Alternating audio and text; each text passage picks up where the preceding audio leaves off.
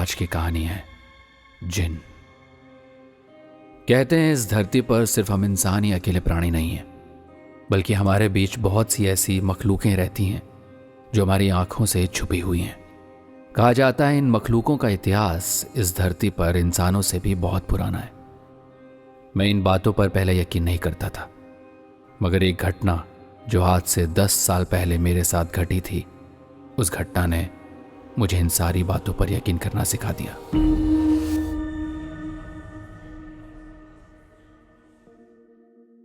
मेरा नाम है करण। ये बात आज से 10 साल पहले की है, जब मैं अपने दोस्त राशि और राहुल के साथ कश्मीर के एक सुनसान पहाड़ी इलाके की एक टूटी फूटी रोड के किनारे अपनी कार लेकर खड़ा हुआ था।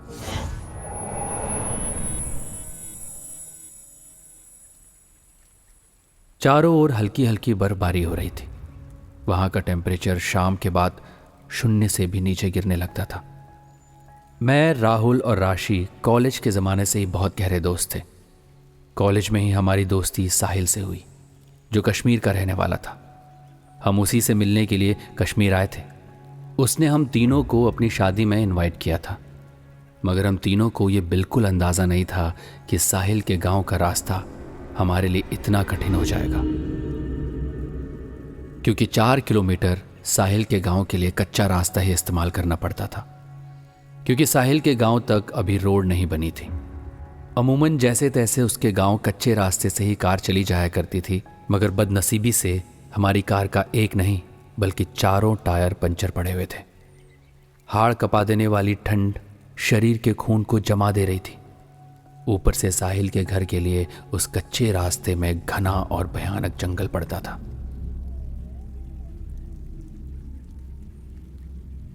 हम तीनों को खड़े खड़े सोचते हुए काफी देर हो चुकी थी। किसी के भी मोबाइल पर नेटवर्क नहीं थे।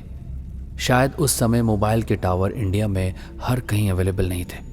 शाम के 7 बजे उस जंगल में ऐसा लग रहा था मानो आधी रात से ज्यादा वक्त हो गया हो।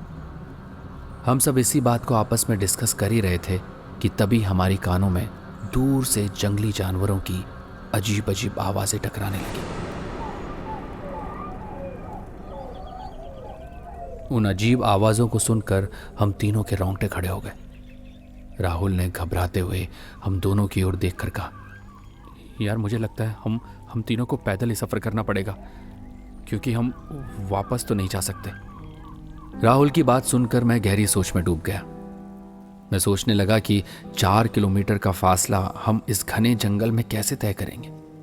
वो जंगल हमारे लिए अनजान था। ऊपर से जंगली जानवरों की अजीब सी आवाजें मन में बेचैनी पैदा कर रही थी। लेकिन राहुल की बात मानने के अलावा हमारे पास कोई चारा भी तो नहीं बचा था।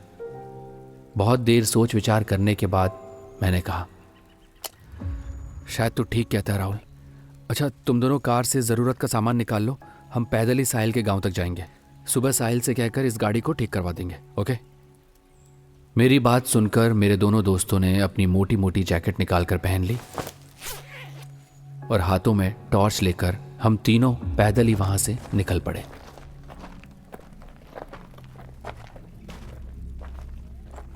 कुछ दूर पैदल चलने के बाद मुझे इस बात का एहसास हो गया कि वो रास्ता उबड़ खाबड़ था। मेरी समझ में नहीं आ रहा था कि आखिर इस रास्ते पर से कार कैसे जाती होगी। शायद वहां के लोगों को उस रास्ते से कार ले जाने की आदत पड़ गई होगी।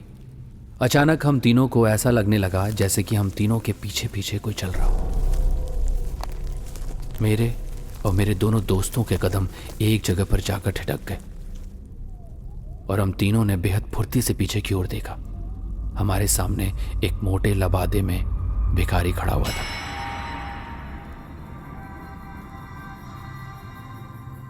जो हम तीनों को घूरा जा रहा था। रात के अंधेरे में उस भिखारी की आंखें अजीब तरह से चमक रही थी।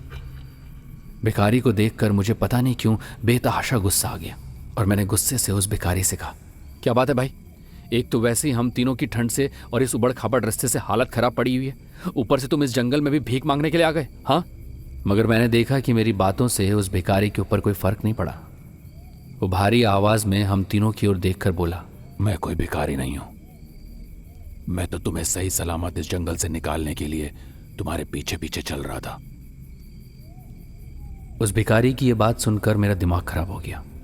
मैंने उस भिखारी को गौर से देखकर कहा, भला हमारे पीछे पीछे तुम्हारे चलने से हमारी क्या मदद हो जाएगी? हाँ, तुम सब इस इलाके में नए हो, इसीलिए तुम नहीं जानते ये इलाका घोल का है।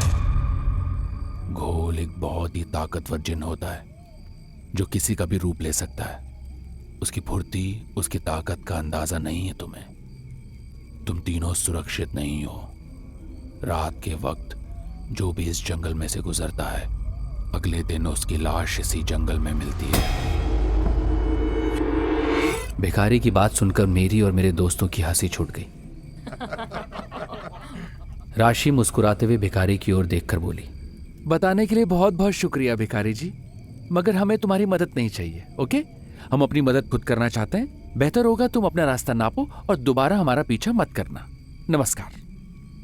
मैंने देखा राशि की बात सुनकर भिखारी के चेहरे पर मायूसी छा गई और वो धीरे धीरे कदमों से वापस चला गया और हम तीनों एक दूसरे को देखकर मुस्कुराने लगे, क्योंकि हम तीनों मॉडर्न ज़माने के लोग थे और मॉडर्न ज़माने के लोगों को हर बात में डेमो चाहिए होता है। मगर मैं नहीं जानता था कि मुझे मिलने वाला डेमो कितना खतरनाक होने वाला है। भिखारी के जाने के बाद हम तीनों फिर से पैदल चलने लगे, मगर इस बार हम तीनों ने अपने चलने की रफ्तार थोड़ी बढ़ा दी थी। रात के अंधेरे में और तेज हवा के बीच टॉर्च की रोशनी में वहां पर खड़े हुए देवदार के पेड़ अजीब सी आकृति बना रहे थे, जिन्हें देखकर मेरा दिल कभी कभी थम सा जाता था। हम जल्द से जल्द साहिल के गांव पहुंचना चाहते थे। मैं अपने दोनों दोस्तों के आगे आगे चल रहा था कि तभी अचानक मेरे कानों में मेरे दोस्त राहुल की धम की आवाज के साथ एक दर्द भरी कराहट सुनाई पड़ी। मैंने तुरंत पीछे मुड़कर देखा तो राहुल जमीन पर पड़ा हुआ अपना घुटना पकड़कर करा रहा था। मैंने राहुल से कहा, क्या हुआ राहुल? पता नहीं यार, अंधेरे में ये पत्थर नहीं दिखाई दिया। मेरा इस पत्थर से घुटना टकरा गया। मेरे घुटनों में बहुत दर्द हो रहा है यार। हम तीनों एक घने और बेहद पुराने लंबे पेड़ के नीचे खड़े हुए थे, जिसकी लंबी लंबी और मोटी मोटी शाखाएं जमीन तक आ रही थी। तेज हवा के जोर से उस पेड़ के पत्तों की सरसराहट ऐसी महसूस हो रही थी जैसे बहुत से लोग हम तीनों को देखकर हंस रहे हैं। राहुल की बात सुनकर मैं और राशि एक दूसरे का चेहरा देखने लगे। हम दोनों एक दूसरे का चेहरा देख ही रहे थे कि तभी एक बेहद तेज तूफानी हवा का ठंडा झोंका हम दोनों के गालों से टकराया। एक पल को ऐसा महसूस हुआ कि हम वहीं पर जमने वाले हैं। तभी हम दोनों के कानों में राहुल की एक दर्दनाक चीख टकराई। चीख सुनकर हम दोनों बुरी तरह से घबरा गए। हम दोनों ने टॉर्च की रोशनी का रुख तुरंत राहुल के ऊपर किया, मगर हमने देखा कि वहां राहुल मौजूद ही नहीं था। ये देखकर मैं और राशि हक्का बक्का एक दूसरे के चेहरे की ओर देखने लगे। हमारी समझ में नहीं आ रहा था कि इतनी स्पीड से राहुल कहां जा सकता है। हम दोनों इस बात को सोच ही रहे थे कि तभी जिस पेड़ के नीचे हम दोनों खड़े थे, उसी पेड़ से राहुल की लाश धड़ाम से नीचे गिरती है। राहुल की लाश देखकर मेरी आंखें दहशत से फटी की फटी रह गई और राशि के गले से एक सूखदार चीख निकल गई। राहुल के पूरे शरीर से मांस और खून गायब था।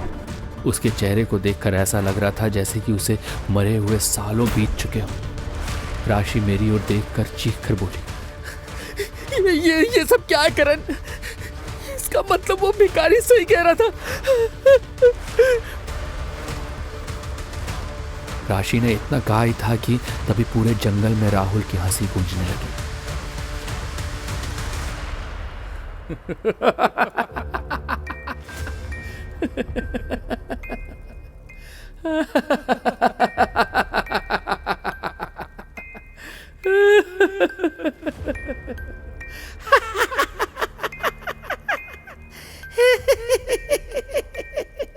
हम दोनों राहुल की लाश को आंख फाड़ फाड़ कर देखने लगे। हमारी समझ में नहीं आ रहा था कि राहुल तो हमारे सामने मरा पड़ा है, तो फिर हंस कौन रहा है। राशि की ओर देखकर मैं चीख कर बोला, राशि भागो यहां से। राशि और मैं अपने शरीर की पूरी ताकत लगाकर वहां से दौड़ने लगे। मैं राशि का हाथ पकड़े हुए बुरी तरह से भागे जा रहा था। शरीर का खून जमा देने वाली ठंड में भी हम दोनों के शरीर से पसीने की धाराएं बह रही थी कि तभी अचानक राशि का पूरा शरीर हवा में उड़ गया और मेरा हाथ राशि से छूट गया। राशि! मैंने पलट कर टॉर्च की रोशनी में जब राशि को देखा तो मैंने देखा कि कोई राशि को बड़ी ही फुर्ती से ऊपर की ओर उड़ा कर ले जा रहा है। राशि के दिल दहला देने वाली चीख पूरे जंगल में गूंज रही थी। कुछ ही पलों में राशि मेरी आंखों के सामने से गायब हो गई।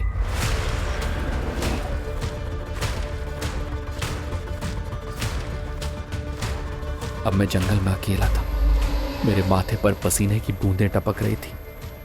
डर की वजह से मेरे दिमाग ने काम करना बंद कर दिया था कि तभी अचानक धड़ाम की आवाज मेरे कानों में टकराई। मैंने देखा जमीन पर राशि की लाश पड़ी हुई थी। उसकी लाश को देखकर ऐसा लग रहा था जैसे कि ऊपर से किसी ने उसे पूरी ताकत से नीचे फेंक दिया। राशि की लाश को देखकर दहशत से मेरे गले से एक जोरदार चीख निकली।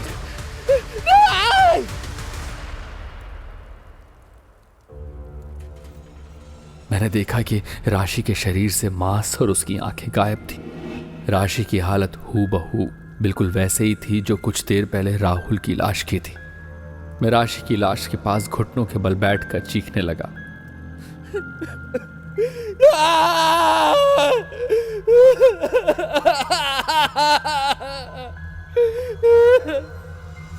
तभी अचानक मैंने देखा कि राशि उठकर खड़ी हो गई और एक तेज हवा का झोंका मेरे बगल से होकर गुजर गया। अब मेरी आंखों के सामने राशि के ठीक बगल में राहुल भी खड़ा हुआ था। उन दोनों के शरीर और चेहरे बेहद भयानक थे।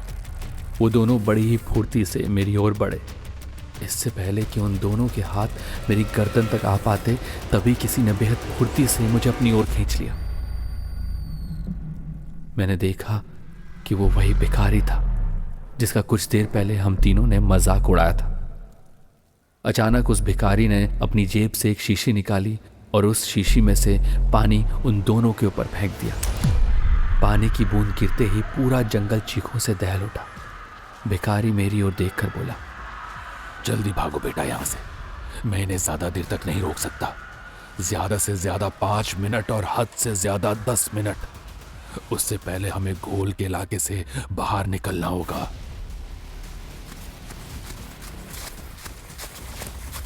इतना कहकर वो मेरा हाथ पकड़कर दौड़ने लगा। मैं अपने शरीर की पूरी ताकत लगाकर भिखारी के साथ दौड़े जा रहा था। कुछ देर बाद मुझे अपनी कार दिखाई दी और मैं कार तक पहुंचते पहुंचते बेहोश सा हो गया।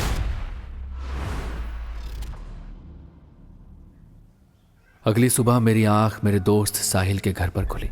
उसका पूरा परिवार मुझे घेरे हुए बैठा था। साहिल की आंखों में आंसू थे। उसकी आंखों में आंसू देखकर मैं समझ गया कि जो कुछ भी मेरे साथ कल घटा था वो हकीकत था, कोई सपना नहीं। मेरे दोनों दोस्त अब इस दुनिया में नहीं थे। साहिल ने रोते हुए मेरी ओर देखकर कहा, मैंने तुझे बहुत फोन लगाया यार, लेकिन तेरा एक भी कॉल नहीं लगा। गलती मेरी थी, मुझे तुझे बुलाना ही नहीं चाहिए था। तो खुश नसीब है मेरे दोस्त जो रात के वक्त उस जंगल से जिंदा वापस आ गया। मैंने रोते हुए अपने साथ घटी पूरी घटना साहिल को बताई। साहिल मेरी बात सुनकर बोला, तू किस भिखारी की बात कर रहा है? शाम 7 बजे के बाद कोई व्यक्ति उस जंगल से मेरे गांव नहीं आता। वहां तो कोई आबादी नहीं है। इतनी ठंड में भिखारी का वहां क्या काम? और मैंने तो इस तरह के भिखारी के बारे में पहले कभी नहीं सुना। साहिल की बात सुनकर मैं खामोश हो गया। और आज इस घटना को 10 साल बीत चुके हैं।